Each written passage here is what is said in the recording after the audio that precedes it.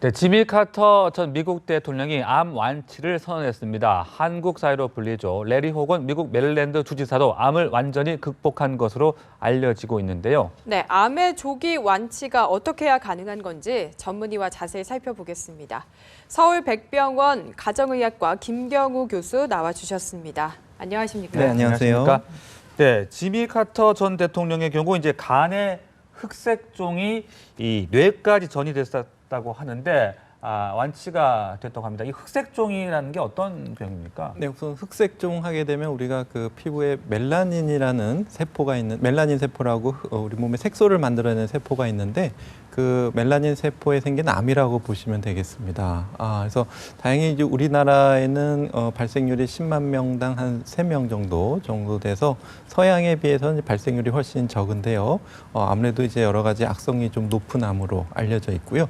보통 이제 그 우리가 피부 자외선 노출이 많은 데서 잘 생기시는데 처음에 이제 점으로 시작되는데 크기가 커진다든지 아니면 이게 경계가 불규칙하다든지 아니면 색소가 불규칙하다든지 이런 것을 발견하시면 혹시 이제 흑색종 가능성은 없는지 진료를 받아보시는 것이 좋습니다. 네, 이와 함께 레리 호건 미 메릴랜드 주지사도요. 비호지킨 림프종이라는 병에 걸렸다가 지금 완치가 됐다고 전해집니다. 이건 어떤 병인가요? 네, 그 호지킨이라는 것은 그 200년 전에 처음에 이 림프종을 발견하신 의사 이름을 따서 호지킨 림프종이라는 이름이 붙었는데요.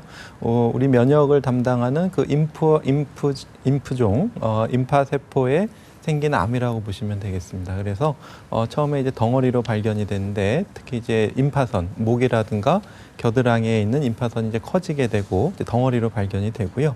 그밖에 내장기관, 간이라든지 비장, 골수라든지 이런 데서도 임파종이 생길 수가 있겠고 발생률을 보게 되면 우리나라에서는 10위 정도 되겠고 10만 명당 한 8명 정도로 발생한 암이 되겠습니다. 네. 자, 이 두 사람의 경우 이제 암이 완치됐다고 알려지고 있는데 이게 통상적으로 암이 완치 100% 완치될 수가 있는 건지 어떤 기준이 마련되는 겁니까? 네, 우리가 보통 이제 암에 대한 치료를 하고 치료에 대한 반응을 이렇게 보게 되는데요. 네. 우리가 우리가 이제 관해라는 표현을 씁니다. 그래서 우리가 이제 임상적인 징후나 아니면 검사를 통해서 발견할 수 있는 암세포가 이제 암이 하나도 없을 때 이제 완전 관해를 부르게 되고 그런 것이 최소 한 달 이상 지속돼야지 이제 완전 관해라고 부르게 되는데요. 네. 물론 이제 눈에 보이지 않더라도 이제 숨어 있는 암세포가 있기 때문에 실제로 100% 완치라는 표현 좀 쓰기 어렵고 실제로 이제 완전 관해가 일어나도 나중에 또 재발하는 경우가 있기 때문에 완전 관해가 100% 완치를 뜻하는 건 아닌데 그래도 어떤 치료에 대해서 좀 치료 반응이 좋다라는 의미에서는 좀 희망을 주는 결과라고 할 수 있겠습니다. 네, 그리고 지미 카터 전 대통령 같은 경우에는요. 이게 암 소식이 전해진 지 4개월밖에 안 지났거든요. 이렇게 짧은 시간에도 암 완치가 가능한 건지 완치는 아니지만요. 네네. 가능한 건지요. 예, 그래서 암에 따라서 매우 다르고 또 이제 치료 방법에 따라서 다른데 빠르게는 이제 치료를 하고 나서 4개월 만에 또 이제 1년 정도 평가를 했을 때 이제 실제로 이제 어떤 검사를 통해서 보이는 암덩어리 같은 게 없어졌는지를 볼 수도 있겠습니다. 네. 지미 카터 전 대통령이 이 치료를 위해서 신약 키트루다를 투여받아왔다고 합니다. 이 약은 또 어떤 약인지 궁금한데요. 네, 그 면역 항암제라는 약인데요. 우리 몸에서는 이제 자연적으로 그 암세포를 발견하면 우리가 암세포를 없애려는 그 T세포, 면역세포가 있습니다. 근데 이제 이 키트루다라는 약은 이 암세포가 T세포로부터의 면역을 방해하는 물질을 내 가지고 암세포가 이제 생존하게 되는데 그 암을 억제하는 물질이 작용되지 않도록 차단함으로써 우리 몸의 면역 기능을 강화시켜 가지고 암세포를 없애는 그런 약이라고 보시면 되겠고요. 이제 흑색종뿐만 아니라 이제 비소세포 폐암이라든지 다른 암에까지도 지금 임상 시험이 진행되고 있어서 더 적응증은 확대될 것으로 기대가 되고 있습니다. 네, 이 치료 신약을 투여받은 것 외에는 또 어떤 치료를 받은 겁니까? 일단은 우리가 항암 치료 같은 경우에는 이제 면역 항암요법이 있고 네. 또 화학 항암요법이 있고요.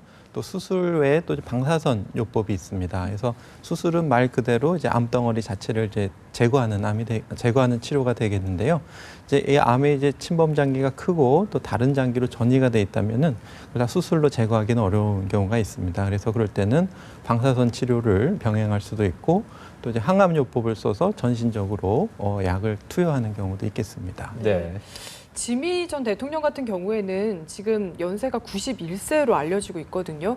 이게 암을 치료할 때 보통 고령인 게 유리한 건지 아니면 좀 젊은 층에서 오히려 잘 빨리 퍼진다 이런 이야기도 있거든요. 네, 우선은 그 암 치료할 때 있어서 이제 암세포를 없애는 것도 중요한데 또 암세포를 가진 환자분이 암 치료에 잘 견디실 수 있는지가 또 제일 중요하겠습니다. 그래서 네. 아무래도 고령이시면은 여러 가지 항암요법이라든가 방사선 치료 또 수술에 대해서 좀 잘 견디기 어려우신 경우가 있는데 나이가 절대적인 기능은 아니고 전반적인 신체적인 건강 상태라든가 또 가지고 있는 만성 질환 여부에 따라서 연령 이외에도 다른 요인들을 고려해봐야 되겠고요. 이제 나이 젊은 층 경우에 이제 암이 빨리 퍼지는 경우가 종종 있는데 이제 암의 종류에 따라 좀 차이는 있겠고요. 대부분 이제 암은 나이가 드신 분에서 많이 발생을 하기 때문에 젊은 분들은 그 암 검진을 좀 덜 받게 되고 그렇기 때문에 암이 좀 늦게 발견되는 경우가 있겠습니다. 그래서 젊은 분들이 암이 좀 말기로 진행된 상태로 잘 발견이 되기 때문에 치료가 좀 어려운 경우가 있겠고요. 네. 또 물론 이제 암 종류에 따라서 유방암 같은 경우에 젊은 여성분들의 유방암이 조금 더 분화 속도가 빠르고 또 치료에 잘 반응이 없기 때문에 또 그런 경우에 또 젊은 분들이 또 좀 불리한 경우가 있겠습니다. 네. 말씀하신 중에 이제 암도 역시 이제 조기 발견이 중요하다 이렇게 볼 수 있겠군요. 네, 그렇습니다. 그래서 우리가 이제 암 치료 성적을 5년 생존율 이렇게 비교하게 되는데요. 우리가 조기, 그러니까 암이 이제 처음 생겼을 때 그 해당 부위에서 더 퍼지지 않은 상태에서 암을 치료하게 되면 5년 생존율이 거의 80% 가까이 되는데 인접 장기로 퍼졌을 때는 그것이 한 70% 이하로 떨어지게 되고 네. 다른 다른 장기로 전이됐을 때는 한 20% 이하로 5년 생존율이 떨어지게 됩니다. 그래서 암이 그 발견될 당시에 어떤 그 기 상태가 초기냐 진행된 상태냐에 따라서 암 치료 성적이 많이 다르다고 할 수 있겠습니다. 네. 통계청 자료도 그렇고 보통 우리가 생각하기에도 암으로 가장 많은 사람들이 사망하는 것 아니냐 이렇게 생각을 하고 있거든요. 그만큼 아직은 좀 치료가 힘들다 이렇게 봐야 되는 겁니까? 예, 맞습니다. 일단 남자분들은 3분 중에 1분이 암으로 돌아가시고 여성분들은 4분 중에 1분이 이제 암으로 돌아가시게 되는데요. 그만큼 이제 암으로 인한 사망률이 높고 또 이제 암에 대한 치료도 좀 많이 어려운 점이 있는데요. 네. 그래도 조기에 잘 발견해서 조기에 성공적으로 치료하면 치료 성공률이 높고 또 이제 많은 신약들이라든가 치료 기술이 개발되면서 네. 좀 더 이제 암 생존율이 더 증가할 것으로 기대하고 있습니다. 네. 그리고 이제 암이 발견이 돼서 완치가 됐더라도 그 후에 좀 생활 습관이라든지 전반적인 관리가 중요할 것 같은데요. 어떤 식으로 관리를 해야 될까요? 네, 그 굉장히 중요한 부분이 되겠고 조기 발견보다 더 중요한 것이 예방과 또 이제 암을 이미 가지고 계신 분들이 어떻게 잘 관리하시냐가 중요하겠습니다. 그래서 네. 발암 물질로 알려진 이제 술이나 담배, 또 탄 음식 이런 것들은 이제 이미 암을 겪으신 분들도 계속 잘 주의하셔야 되고 특히 이제 암을 한번 경험하셔서 이제 암 조기 검진을 좀 소홀히 하실 수가 있는데 암 조기 검진도 중요하시겠고요.